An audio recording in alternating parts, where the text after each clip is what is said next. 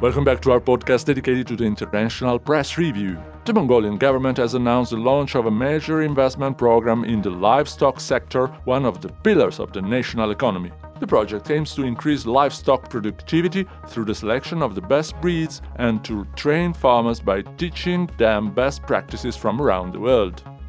The news was reported on October 9 by gogo.mn. The International Conference of Non-Communicable Diseases has begun in Barrakas, Brunei. The 5-day event hosts local and foreign experts, including doctors from the World Health Organization.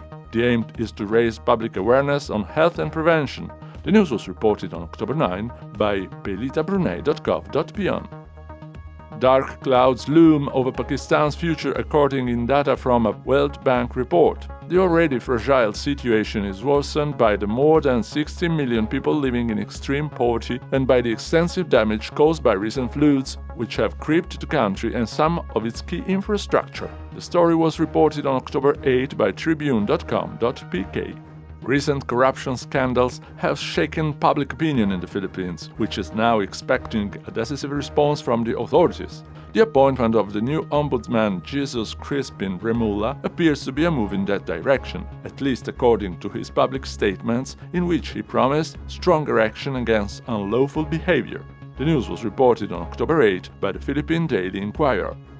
Following the election of Sanae Takaichi, the first female leaders of Japan's Liberal Democratic Party, new appointments at the top of the Policy Research Council and the LDP's Secretariat complete the reshuffle ahead of the upcoming elections.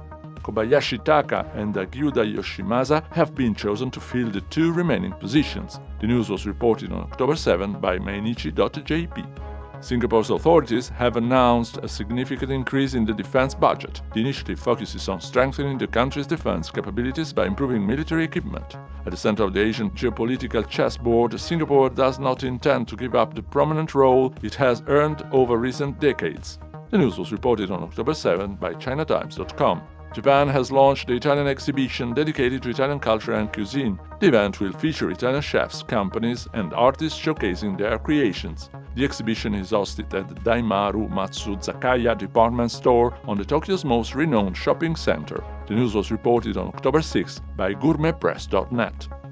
The consortium from the protection of Grana Padano cheese has announced the launch of a new campaign in Japan to expand its customer base and promote exports.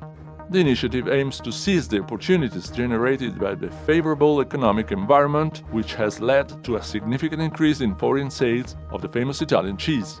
The news was reported on October 6 by gg.com. Thailand is preparing for early elections, with the outgoing Prime Minister currently leading the polls. Voters will go on the ballot box next year with the opportunity to bring measured change to the country's political landscape in a context of growing civic engagement and activism. The news was reported on October 5 by dailynews.com.th. With the debut of China-Hood cultural relations between China and Italy enter a new phase. The event was held in Rome at Sala Scena in Trastevere and allowed the public to watch a selection of major Chinese films. The initiative was organized by the Treccani Institute in cooperation with the Italian Cultural Institute in Shanghai. The news was reported on October 5 by ChinaView.cn. Indonesia has reaffirmed its commitment to reducing carbon emissions, with the goal of eliminating them completely by 2060. President Prabowo Subianto announced the plan in a speech at the United Nations.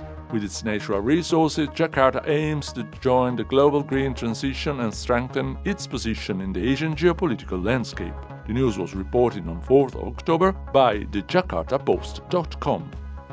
Italian excellence has arrived in Asia with the China-Italy Design Forum, dialogue between Shanghai and Milan. Among the sponsors of the event, which has just concluded, is Natuzzi Italia, a brand active for over 60 years in the furniture sector.